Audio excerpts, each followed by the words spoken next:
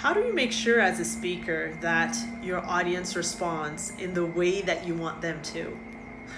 Well, that's a big question that a lot of speakers ask themselves. And the big thing that you have to consider is stop making it about yourself. Drop your ego. Drop the idea of, oh my God, how do I look? How do I sound?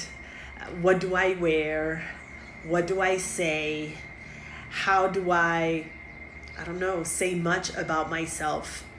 Make it about the people who are listening, watching you, and just looking forward to be moved, to change their perspective, to be prompted to take action.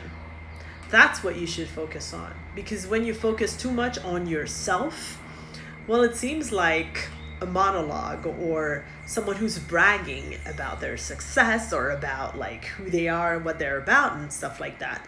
But people wouldn't care less. What's in it for them? What's the transformation that you want to provide when you are delivering your message on stage? This is what you should focus on.